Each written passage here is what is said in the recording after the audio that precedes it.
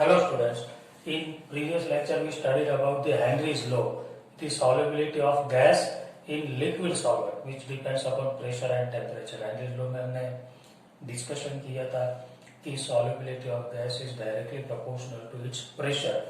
Today we will go for new topic which is very important and interesting topic, that is vapor pressure and boiling point. Vapor pressure का मतलब वैसे तो आप देखें तो it is a pressure of vapour, but कब pressure लगता है वो हमें यहाँ पे देखना है। मान लो इस बीकर में हमने एक लिक्विड लिया, लेट्स से वाटर, और 25 degree Celsius, that is 298 kelvin. आपको क्या लगता है 298 केल्विन पे ये जो वाटर का बीकर है वो बीकर पे वाटर की वेपर होगी या नहीं? वाटर की वेपर इस बीकर पे होगी, इट इज वेपर, और inside it is liquid form. आपको ऐसा नहीं सोचना है कि 25 डिग्री पे वेपर कैसे बनेगी। 100 डिग्री पे वाटर बॉयल होता है, बट किसी भी टेम्परेचर पे, याद रखना, किसी भी टेम्परेचर पे, बिफोर बॉइलिंग पॉइंट, किसी भी टेम्परेचर पे कोई भी लिक्विड के ऊपर उसकी खुद की वेपर होती है, किसी भी लिक्विड की, वेदर इट इज वाटर और पेट्रोल और केरोसिन और डीजल, कोई भी लिक्विड की वेपर उसके ऊपर प्रेजेंट होगी ऑलवेज, कोई भी लिक्विड की किसी भी टेम्परेचर में। इट इज नॉट कंपल्सरी कि यहाँ पे 100 डिग्री ही होना चाहिए, मीन्स उसका बॉइलिंग पॉइंट होना चाहिए। ऐसा कैसे होता है कि वेपर बन जाती? तो आपको तो पता है, आपने 11th में देखा था solid, liquid and gas, there are 3 physical state. और गैस में आपने क्या देखा था? There is maximum kinetic energy, thermal energy. Liquid में थोड़ी कम थी, सॉलिड में और कम। तो लिक्विड के मॉलिक्यूल के बीच में थोड़ा डिस्टेंस होता है, तो उसके पास थर्मल एनर्जी होती है, मूवमेंट होती है। तो ये मॉलिक्यूल ऐसे ऐसे दौड़ते रहते हैं। दौड़ते दौड़ते मान लो ये जो लिक्विड का मॉलिक्यूल है उसने इसे जोर से धक्का लगा दिया, कॉलिजन हो गए, तो इसकी काइनेटिक एनर्जी इंक्रीज हो गई। तो इंक्रीज हो गए मतलब ज्यादा काइनेटिक एनर्जी वाला थोड़ी लिक्विड रहेगा, इट बिकम्स गैस, बिकॉज जिसकी थर्मल एनर्जी ज्यादा वो तो गैस बन गया। तो इसके दोनों के बीच में कॉलिजन, दौड़ते सारे दौड़ते रहते हैं, because they have kinetic energy, they have more distance. तो दौड़ते दौड़ते इसे धक्का लग गया, तो इसकी एनर्जी इंक्रीज हो गई, तो एनर्जी को लेकर वो बाहर चला गया, वेपर बन गए। फिर इसे धक्का लगा, मतलब ऐसे जिसको धक्का लगा, जिसकी काइनेटिक एनर्जी इंक्रीज हो गई, वो ऊपर चला गया, सो ये वेपर बन गए। अब ये मत सोचना कि ऊपर चला गया मीन्स उसका बॉइलिंग हो गया, वेपराइजेशन हो गया, वो बाहर नहीं जा पाएगा, क्योंकि बाहर से उसे प्रेशर कौन लगा रहा है? तो एटमॉस्फेयर। एटमॉस्फेयर का नॉर्मल प्रेशर 1 एटमॉस्फेयर होता है, और इसे यदि बॉइल होकर बाहर जाना है तो इसे 1 से ज्यादा प्रेशर लगाना होगा, जो इसके पास नहीं होता है। इसके पास तो लेस प्रेशर है ना, कम प्रेशर है। तो एटमॉस्फेयर ने फिर से उसे दबा दिया, तो फिर से वो लिक्विड बन गया। अगेन कोई नया लिक्विड वेपर बन गया, अगेन उसे बाहर जाना था, बाहर नहीं जा पाया, क्योंकि बाहर एटमॉस्फेयर था, एटमॉस्फेयर ने प्रेशर लगा के उसे दबा दिया, तो फिर से वो लिक्विड बन गया। ऐसे लिक्विड वेपर चलता रहता है। कोई भी लिक्विड के ऊपर उसकी वेपर बनती है, क्यों? क्योंकि कॉलिजन हो गया और बाहर चला गया, और वो वेपर अगेन फिर से लिक्विड फॉर्म में चली आती है, क्यों? क्योंकि बाहर से एटमॉस्फेयर ने धक्का लगा दिया, प्रेशर लगा दिया। सो लिक्विड वेपर ऐसा चलता रहता है। अब मान लो अभी यहाँ पे जो वेपर है गैस, आपको तो पता है gas exerts the pressure in all the direction equal. Gas sub direction में इक्वल प्रेशर लगाता है, मीन्स जितना प्रेशर वो ऊपर लगाएगा उतना ही नीचे लगाएगा। It is called pressure of vapour, but मैं इसे वेपर प्रेशर नहीं बोल सकता, क्योंकि ये तो चेंज होता रहेगा, इट इज रैंडम प्रोसेस ना। मैं आपको अभी बोल दूं कि मान लो यहाँ पे 4 वेपर के मॉलिक्यूल, देयर आर 4 मॉलिक्यूल, और चारों मिलके 4 मॉलिक्यूल ऑफ वेपर, और चारों मिलके 0.4 एटमॉस्फेयर का प्रेशर लगा रहे हैं। 25 डिग्री पे वाटर के ऊपर 4 मॉलिक्यूल है, 0.4 एटमॉस्फेयर का अभी प्रेशर लगा रहे हैं वो चारों मिलकर। मुझे आपने पूछा कि वाटर का वेपर प्रेशर कितना है, मैं बोल दूं 0.5 atmosphere. After half an hour ये 0.4 होगा क्या? नहीं होगा, क्योंकि अब तो ये चेंज हो जाएगा। बिकॉज रैंडम प्रोसेस, ऐसा जरूरी नहीं कि यहाँ पे 4 मॉलिक्यूल, मान लो कॉलिजन बढ़ गया तो 4 के 6 भी हो जाएंगे और 6 के 2 भी रह जाएंगे, मतलब इट इज कंटिन्यूसली चेंजिंग। तो जब तक कोई क्वांटिटी चेंज होती रहती तब तक आप उसे डिफाइन नहीं कर सकते। डिफाइन करना हो तो उसकी वैल्यू कांस्टेंट होनी चाहिए। So it is not vapour pressure. But आपने 11th में देखा था कि कोई भी प्रोसेस यदि दोनों डायरेक्शन में हो रही है, forward and backward, then it is called reversible process. और रिवर्सिबल प्रोसेस में एक टाइम ऐसा आता है कि दोनों रिएक्शन का रेट, फॉरवर्ड और बैकवर्ड का रेट इक्वल हो जाए, दैट इज कॉल्ड इक्विलिब्रियम। और इक्विलिब्रियम पे दोनों का स्पीड इक्वल हो जाएगा। अब मान लो ऐसा होते होते, मैं यहाँ पे आपको एग्जांपल दूं कि कभी यहाँ पे 4 मॉलिक्यूल थे, कभी 6 थे, कभी 8 थे, कभी 2 थे, कभी 3, ऐसे होते होते 1 घंटे के बाद में किसी भी लिक्विड को या किसी भी रिवर्सिबल प्रोसेस में कभी ना कभी तो रेट इक्वल होगा ही, दैट इज स्पॉन्टेनियस प्रोसेस। मान लो यहाँ पे 6 मॉलिक्यूल है और दोनों का रेट इक्वल हो गया। अब 6 मॉलिक्यूल ऑफ वेपर एंड मान लो कि वो प्रेशर अप्लाई करते 0.6 एटमोस्फियर। अब दोनों का रेट इक्वल, मतलब एक मॉलिक्यूल अंदर गया तो एक बाहर आ गया, मतलब यहाँ 6 के 6 कांस्टेंट रहेंगे और यहाँ 0.6 का 0.6 एटमोस्फियर प्रेशर कांस्टेंट रहेगा। Now it becomes constant at equilibrium. Equilibrium establish हो गया तो वो कांस्टेंट हो गया। अब मुझे आप पूछे तो मैं आपको बता सकता हूँ कि ये प्रेशर इसका कितना है, 0.6, जो आफ्टर 1 आवर भी वही होगा, आफ्टर 2 आवर भी वही होगा, जब तक टेम्परेचर चेंज नहीं होगा। So it is constant and that is called vapour pressure. तो वेपर प्रेशर को हम कैसे डिफाइन करेंगे? Pressure of vapour exerted by the vapour on the surface of its liquid. मतलब जो वेपर है वो खुद के लिक्विड के सरफेस पे जो प्रेशर लगाते हैं, बट कब? कभी भी नहीं, कभी भी मेजर नहीं कर सकते क्योंकि वो चेंज होता रहता है। एट इक्विलिब्रियम जब कांस्टेंट हो जाए तब, that is called vapour pressure. तो हम डेफिनेशन यदि लिखे तो at given temperature the pressure exerted by a vapor on the surface of its liquid at equilibrium is called vapor pressure of that liquid। खास ध्यान रखना, एट गिवन टेम्परेचर, मतलब यही टेम्परेचर किसी भी टेम्परेचर पे, बट वो फिक्स होना चाहिए। At given temperature the pressure exerted on the surface, मतलब ये जो वेपर सरफेस पे प्रेशर लगाता है, बट कब?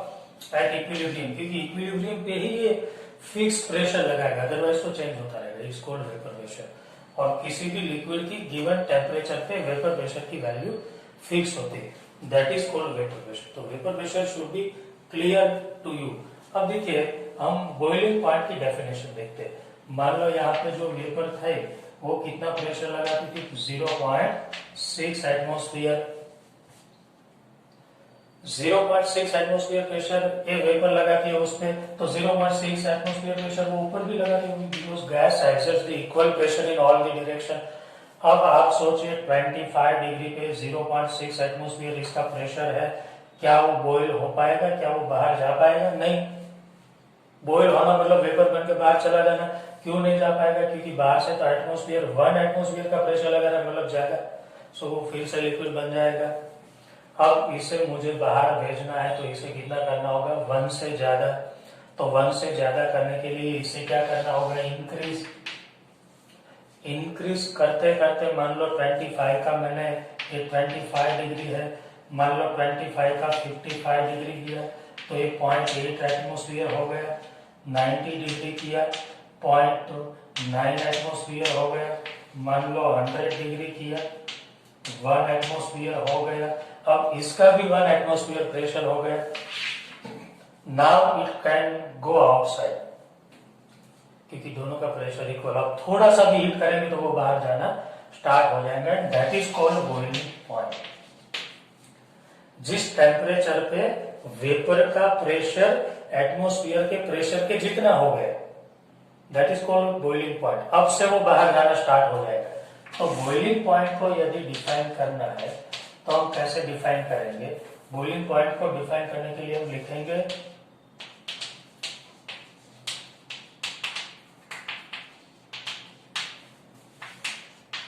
The minimum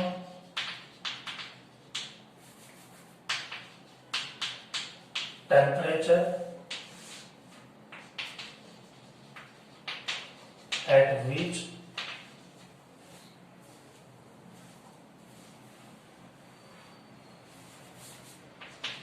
the atmospheric pressure and vapor pressure becomes equal। मतलब ये जो वेपर है, ये जो लिक्विड है, उसकी वेपर का प्रेशर कितना होना चाहिए? तो एटमोस्फियर के प्रेशर जितना, बाहर से एटमोस्फियर कितना प्रेशर लगाना है 1, तो ये भी कितना लगाना चाहिए 1। ये दोनों का इक्वल होगा तभी तो वो बॉयल होकर बाहर जा पाएगा। इसे 1 करने के लिए क्या करना होगा? नीचे से हीट, और जिस टेम्परेचर पे 1 हो जाए that is called boiling point of that liquid. So it is all about boiling point. आप इसे एक बार नोट कर लीजिए, फिर आगे इसमें से 2 इंपॉर्टेंट टॉपिक हम देखते हैं। ओके, तो हमने बॉइलिंग पॉइंट को कैसे डिफाइन किया कि मान लो 25 डिग्री पे ये जो वेपर है उसका प्रेशर है 0.6 एटमोस्फियर। आपको वो तो क्लियर है ना कि किसी भी लिक्विड की वेपर किसी भी टेम्परेचर पे होगी, ऐसा जरूरी नहीं कि उसके बॉइलिंग पॉइंट पे ही होगी। तो मान लो 25 डिग्री पे वाटर का वेपर प्रेशर है 0.6 एटमोस्फियर, और वो बाहर क्यों नहीं जा सकता? क्योंकि बाहर से एटमोस्फियर का प्रेशर है 1। इसे बॉइल करने के लिए इसे कितना करना होगा 1, तो इसे हीट करना होगा। इसे 0.6 को मुझे 1 करना है, तो कहां तक हीट करना होगा? 100 डिग्री सेल्सियस तक। That is called boiling point. 100 पे जैसे आप ले जाएंगे 0.6 का, ये इसका प्रेशर 0.6 में से 1 हो जाएगा, तो बाहर का भी 1, मतलब अब वो बाहर जाने लगेगा।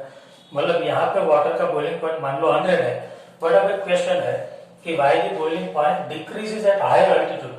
वही बीकर को मैं लेके हायर अल्टीट्यूड मींस माउंटेन पे चला जाओ तो अब वाटर का बॉइलिंग पॉइंट 100 नहीं रहेगा, it will decrease, it become 60, 70, 80, 90 whatever it is.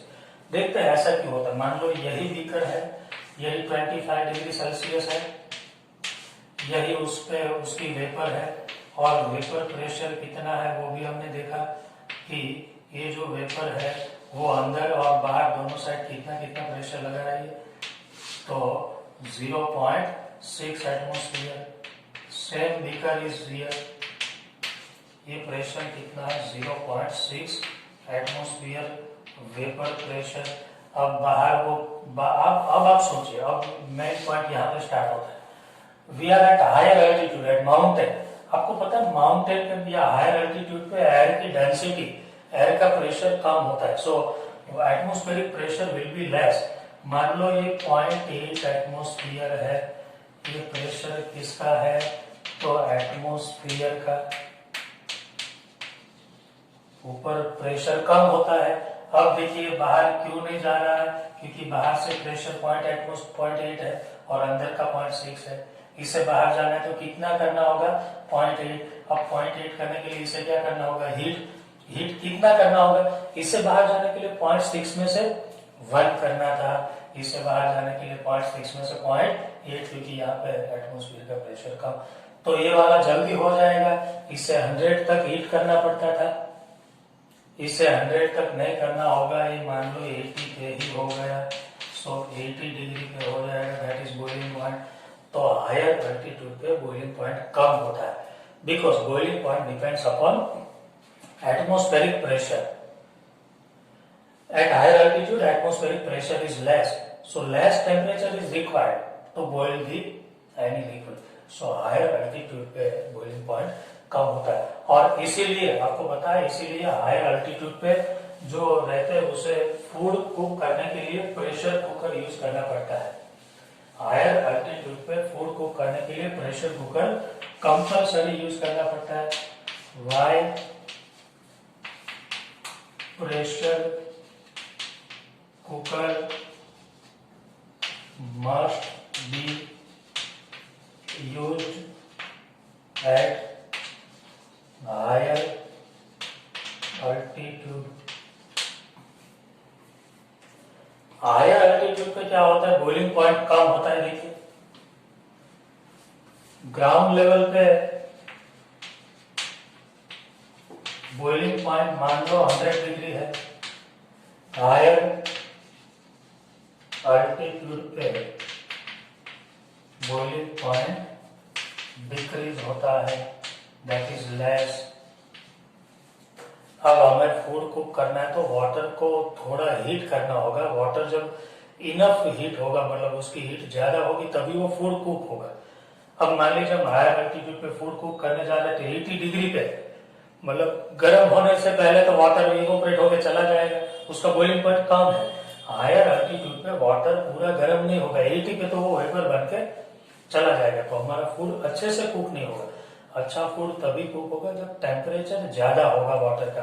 Water थोड़ा गर्म तो होना चाहिए ना, ये तो गर्म होने से पहले चला गया क्योंकि boiling point is less. So at higher altitude they must use the pressure cooker.